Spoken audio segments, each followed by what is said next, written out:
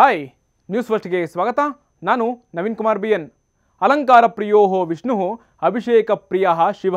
ಅಂದರೆ ಭಗವಂತ ವಿಷ್ಣುವನ್ನು ಅಲಂಕಾರದಲ್ಲಿ ನೋಡಬೇಕಂತೆ, ಶಿವನಿಗೆ ಮಾಡುವಂತಹ ಅಭಿಷೇಕಗಳಲ್ಲಿ ಕಣ್ತುಂಬಿಕೊಳ್ಬೇಕಂತೆ. ಇದು ವೇದ ಉಪನಿಷತ್ಗಳಲ್ಲಿ ಉಲ್ಲೇಖ ಆಗಿದೆ. ಅದರಲ್ಲೂ ಶಿವನ ಮಹಾಶಿವರಾತ್ರಿ, ವಿಷ್ಣುವಿನ ವೈಕುಂಠ ಏಕಾದಶಿ ದಿನಕ್ಕೆ ಇತಿಹಾಸ ಪುರಾಣದಲ್ಲೇ ಇದೆ. ಅಂದರೆ ಈ ದಿನಗಳಿಗೆ ಅಷ್ಟೊಂದು ಮಹತ್ವ ಇದೆ. ಶುಕ್ರವಾರ ಜಗದೋದ್ಧಾರಕ ವೈಕುಂಠ ಲೋಕಾಧಿಪತಿ ಮಹಾವಿಷ್ಣುವಿನ ದಿನ. ಅಂದರೆ ಧನುರ್ಮಾಸದಲ್ಲಿ ಬರುವಂಥದ್ದು ವೈಕುಂಠ ಏಕಾದಶಿ. ಮನೆಗಳಲ್ಲಿ ದೇವಸ್ಥಾನಗಳಲ್ಲಿ ಸಂಭ್ರಮ ಜೋರಾಗೇನೋ ಇರುತ್ತೆ. ಅದರಲ್ಲೂ 7 ಬೆಟ್ಟಗಳ ಒಡೆಯ ಸಪ್ತದ್ವಾರಗಳ ಅಧಿಪತಿ ತಿರುಮಲ ಶ್ರೀ ವೆಂಕಟೇಶ್ವರ ಸ್ವಾಮಿಯ ದೇವಸ್ಥಾನದಲ್ಲಿ ಸಂಭ್ರಮ ಅತ್ಯದ್ಭುತವಾಗಿರುತ್ತೆ. ತಿಮ್ಮಪ್ಪನ ದೇವಸ್ಥಾನ ಅಂದರೆ ಕೇಳಬೇಕಾ? ವೈಕುಂಠ ಏಕಾದಶಿಗೆ ಸಕಲ ಸಿದ್ಧತೆಗಳು ಜೋರಾಗಿ ಇರುತ್ತೆ. ಇದೇ ಜನವರಿ 10ನೇ ತಾರೀಕು ಅಂದರೆ ತಿರುಪತಿ ತಿಮ್ಮಪ್ಪನ ದೇವಸ್ಥಾನದಲ್ಲಿ ಜನವರಿ 10ನೇ ತಾರೀಕಿನಿಂದ 19ನೇ ತಾರೀಕಿನವರೆಗೆ ವಿಶೇಷ ಸಂಭ್ರಮಾಚರಣೆ ನಡೀತಾ ಇದೆ. ಈ ವೈಕುಂಠ ಏಕಾದಶಿಯ ದಿನ ತಿರುಪತಿ ತಿಮ್ಮಪ್ಪನ ದರ್ಶನ ಮಾಡೋದು ಶ್ರೇಷ್ಠ ಅನ್ನೋದು ಮಾತುಗಳಿದೆ. ಇದೇ ದಿನ ಸ್ವರ್ಗದ ಬಾಗಿಲುಗಳು ತೆರೆಯುತ್ತೆ ಅನ್ನೋದು ಕೂಡ ನಂಬಿಕೆ ಸಾವಿರಾರು ವರ್ಷಗಳಿಂದ ಇದೆ.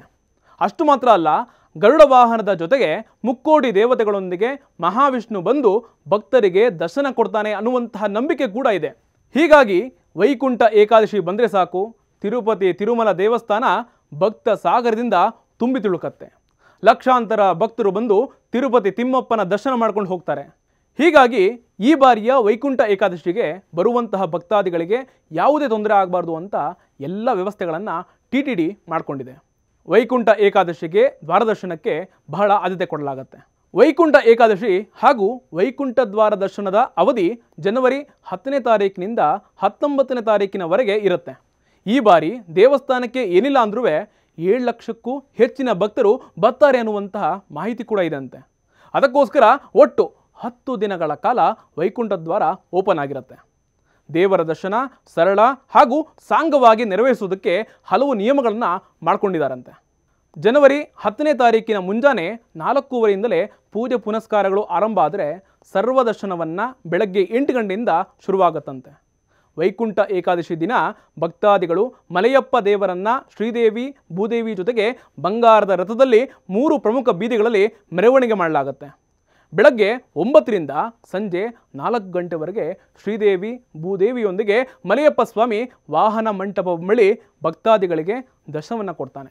ವೈಕುಂಠ ಏಕಾದಶಿಗೋಸ್ಕರ ವಿಶೇಷ ಚಕ್ರ ಸ್ನಾನವನ್ನು ಬೆಳಗ್ಗೆ 5:30ರಿಂದ 6:30ವರೆಗೆ ಏರ್ಪಡಿಸಲಾಗಿದೆ.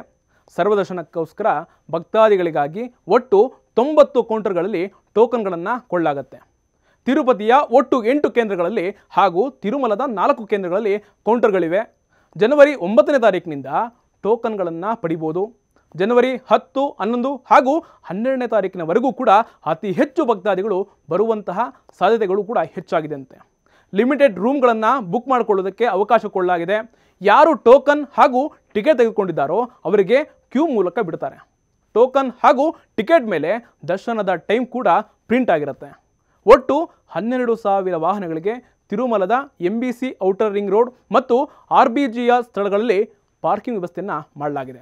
ಅನ್ನಪ್ರಸಾದ ಸೇರಿಕೊಂಡು ಹಲವು ಸೇವೆಗಳನ್ನು ಮಾಡಿಸಬೇಕು ಅನ್ನುವಂಥ ಇಂಟ್ರೆಸ್ಟ್ ಇದ್ದರೆ ಒಟ್ಟು 3,000 ಶ್ರೀವಾರಿ ಸೇವಕರನ್ನು ನೇಮಕ ಮಾಡಲಾಗಿದೆ. ಅವ್ರ ಜೊತೆಗೆ ಕಾಂಟ್ಯಾಕ್ಟ್ ಮಾಡ್ಕೊಳ್ಬೋದು. ಸ್ಕೌಟ್ಸ್ ಗೈಡ್ಗಳು ಕೂಡ ಭಕ್ತಾದಿಗಳಿಗೆ ಬೇಕಾದಂತಹ ಮಾರ್ಗದರ್ಶನವನ್ನು ಕೊಡ್ತಾರೆ. ಭದ್ರತೆಗೋಸ್ಕರ 10 ದಿನಗಳ ಕಾಲ ತಿರುಮಲದಲ್ಲಿ 1200 ಹಾಗೂ ತಿರುಪತಿಯಲ್ಲಿ 1800 ಪೊಲೀಸರನ್ನು ನಿಯೋಜನೆ ಮಾಡಲಾಗಿದೆ ಅಂತ TTD ಕಾರ್ಯನಿರ್ವಾಹಕ ಅಧಿಕಾರಿ ಜೆ ಶ್ಯಾಮಲರಾವ್ ಮಾಹಿತಿ ಕೊಟ್ಟಿದ್ದಾರೆ. ನೀವೇನಾದರೂ ವೈಕುಂಠ ಏಕಾದಶಿ ದಿನ ತಿರುಪತಿಗೆ ತೆರಳಿ ವೆಂಕಟೇಶ್ವರ ಸ್ವಾಮಿಯ ದರ್ಶನವನ್ನು ಮಾಡಬೇಕು ಅಂತಿದ್ರೆ ಈ ಸ್ಟೋರಿ ನಿಮಗೆ ಅನುಕೂಲ ಆಗ್ಬೋದು. ಇದಾಗಿತ್ತು ಇಂದಿನ ಸ್ಪೆಷಲ್ ರಿಪೋರ್ಟ್. ಅಪ್ಡೇಟ್ಗಳಿಗಾಗಿ ನೋಡ್ತಾ ಇರಿ ನ್ಯೂಸ್ ಫಸ್ಟ್, ನಿರ್ಭೀತಿಯಿಂದ ನಿಮ್ಮ ಪರವಾಗಿ.